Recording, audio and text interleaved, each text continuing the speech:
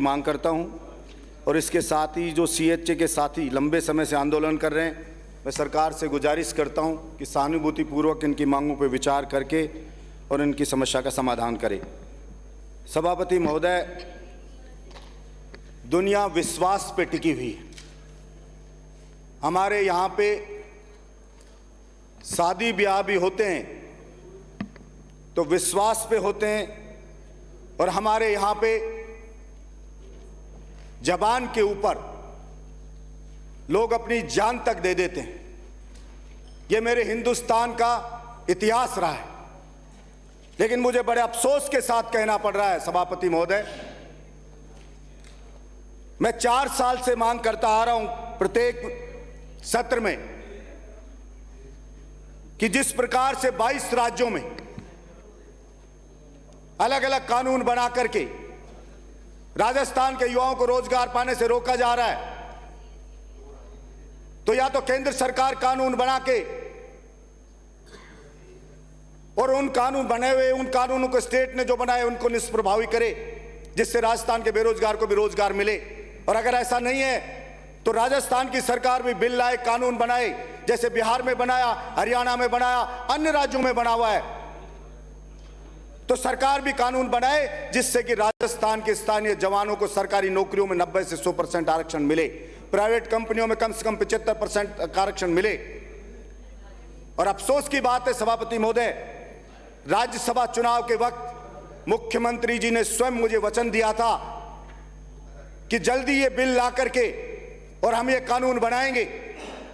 इतने दिनों से वेट करते रहे और अभी विधानसभा में जवाब आया कि ऐसा कोई कानून नहीं बनाने जा रहे हैं। जब मुख्यमंत्री जी खुद जबान देकर के एक विधायक को और फिर अगर मुकर जाए तो इससे ज्यादा अफसोस की बात नहीं हो सकती है। इसलिए मैंने मांग की कि 5 लाख भर्तियां निकाले।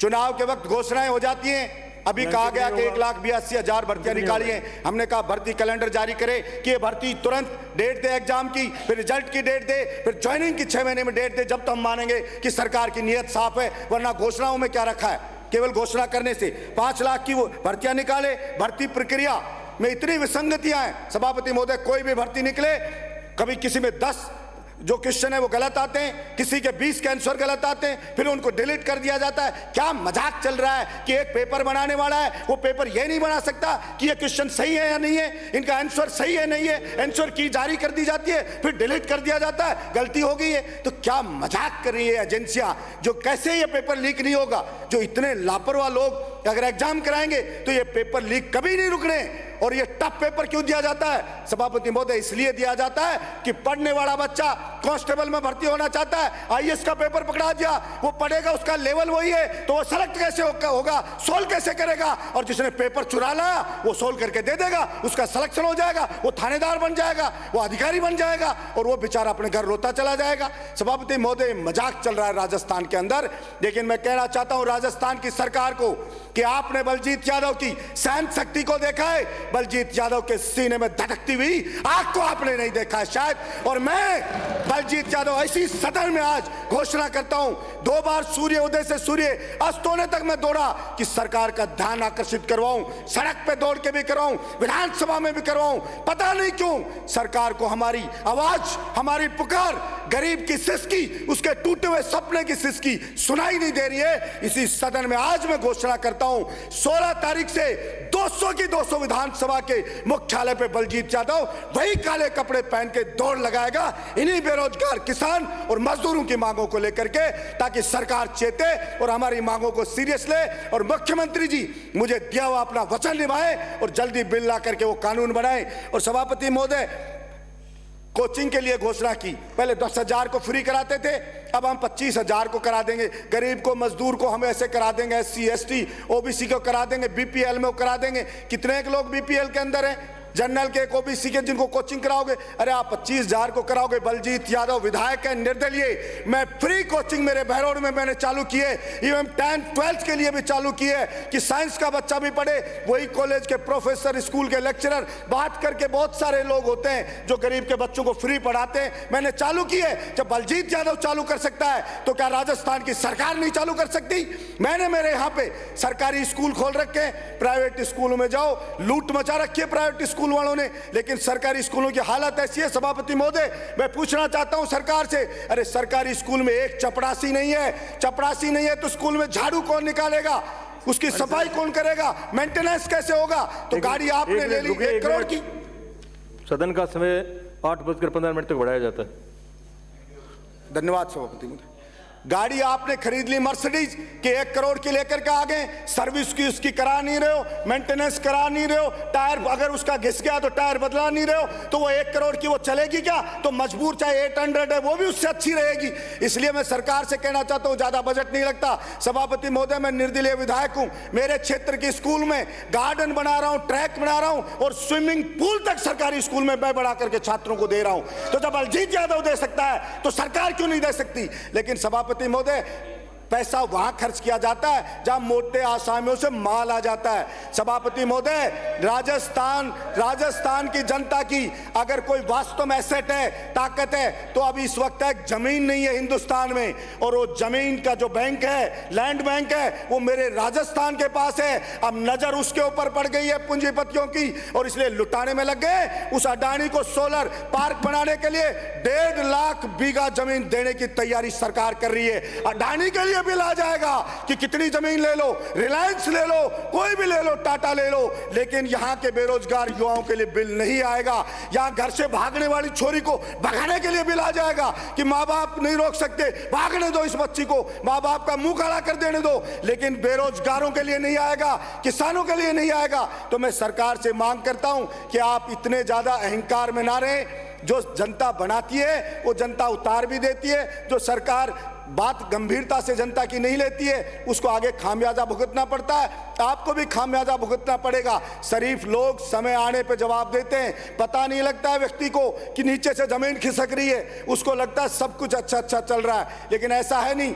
और मैं मांग करता हूं सरकार से कि सरकारी स्कूलों में कितने लगाने, आपको 20,000 चपरासी लगाने की जरूरत है। हर स्कूल में लग जाएगा, झाड़ू निकालेगा, सफाई रहेगी। छत टपक रही है, अरे उसकी छत की थोड़ी सी मरम्मत करा दो, जीर्णोद्धार के पैसे दे दो, स्कूल में ट्रैक बना दो, उसका गार्डन बना दो, उसको थोड़ा फर्नीचर दे दो। इसमें कोई बहुत ज्यादा पैसा नहीं लग रहा है। आप मेट्रो ट्रेन जयपुर में ला रहे हो, आपकी मेट्रो ट्रेन खाली दौड़ रही है, क्यों लेकर के आगे मेट्रो ट्रेन? इन स्कूलों को कर दोगे सारों को, तो यहां नौकरी कर लेंगे, यहां नहीं करेंगे तो अमेरिका चले जाएंगे, इंग्लैंड का चले जाएंगे, बाहर का पैसा लेकर के आ जाएंगे। लेकिन कहते ना, हम स्कूलों में चपरासी नहीं देंगे, फर्नीचर नहीं देंगे। प्राइवेट स्कूलों में लुटने के लिए जाओ तो वो प्राइवेट स्कूल उनसे ज्यादा अच्छे हैं। इतनी बड़ी बड़ी शानदार बिल्डिंग है, लेकिन बिना मेंटेनेंस के अभाव में सारी जर्जर हो रही है, वीरान हो रही है सभापति महोदय। लेकिन पता नहीं किसी को दिखता नहीं है या किसी को दर्द महसूस नहीं होता है। मेरी तो समझ से परे है ये बातें सारी की सारी। में सोलर पार्क बनाने के लिए अडानी को दे रहे हो, अब इनसे पूछे कोई भाई साहब से कि 1.5 लाख बीघा दे रहे हो, इस राजस्थान को क्या मिलेगा उससे? कोई लेना देना नहीं। क्या अडानी हमारे को यहां बिजली देगा? नहीं देगा। क्या आपने कॉन्ट्रैक्ट किया कि कम से कम इतनी बिजली तो देगा, इस रेट में देगा? नहीं किया। क्या अडानी जी बनाएंगे, जमीन हमारी रियायती दर पे लेंगे और फिर वो बेचेंगे, मुंह मांगी दाम पे बेचेंगे? बिजली जो 2 रुपए अप्रैल से पहले सभापति महोदय 2 रुपए, 2.25 रुपए यूनिट के अंदर जब कभी खरीदनी पड़ती थी, कोई कमी आए तो उस बिजली को कितने रेट पे खरीदा है? 18 रुपए यूनिट तक बिजली को खरीदा है, 18 रुपए यूनिट तक। और फिर भी गर्मी में रोता रहा किसान, मुझे जाके फैक्ट्रियों की बिजली काटनी पड़ी।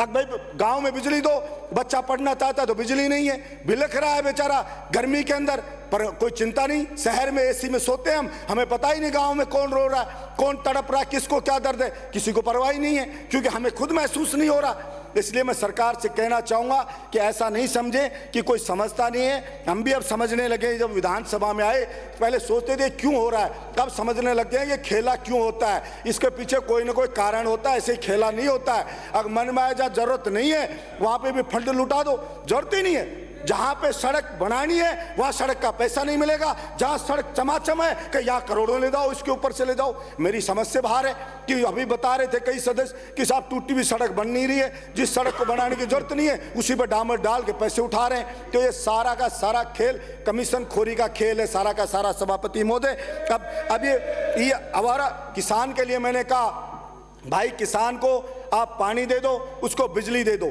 और वर्तमान में किसान के सामने अब सबसे बड़ी समस्या खड़ी हो गई है पानी बिजली के साथ साथ आवारा पशुओं की, उसकी पूरी फसल को नष्ट कर रहे हैं। मैंने सदन में कई बार मांग करी, अरे आप कह रहे हो तार बाढ़ लगाएंगे, उस बाढ़ को आपकी को कोई उखाड़ ले जाता है, कोई खा जाता है, कितनी लगी कितनी नहीं लगी। अरे भाई मैंने कहा ये जो नंदी हैं इनकी नसबंदी कर दो, उसमें कितना पैसा लगता है, क्या ये दिमाग में नहीं आती किसी के? आदमियों की नसबंदी कर दोगे लेकिन कैसे नंदी की नसबंदी नहीं करेंगे, तू नष्ट करेगा सारी की सारी फसलों को, उसमें कौन सा पैसा लग रहा है सरकार का? पर पता नहीं मेरी समझ से बाहर है कि क्या वास्तव में ही किसान को बर्बाद करना चाहते हैं या सोचना नहीं चाहते, या ताड़ बाड़ का काम कहीं खत्म नहीं हो जाए, नसबंदी कर दे तो पता नहीं क्या सोच के कर रहे हैं। हमें किसान कहता है, अनपढ़ सा किसान कहता है एमएलए साहब जाके कहना इन नंदियों की नसबंदी कर दे तो आगे तो बढ़ोतरी नहीं होगी। लेकिन मैंने कहा, मैंने बोला विधानसभा में तो बोला ऐसा क्या बात होगी जो नहीं, इस बात की समझ में नहीं आ रही। पता नहीं क्यों नहीं समझ में आ रही है। अब ERCP है, ERCP में पिछली बार 4000 करोड़ हुआ था, अब की बार और कर दिया है, उससे पहले वाली सरकार भी कर गई थी। अरे भाई एक फावड़ा चलानी है, बजट ही बजट जारी हो रहा है, अब जारी किया तो ये बताना चाहिए था कि इस डेट से टेंडर होंगे, इस डेट से काम चालू होगा और इतने समय में हम ये पानी पहुंचा देंगे, वहां तक खोद देंगे हम यहाँ पर। लेकिन नहीं हुआ।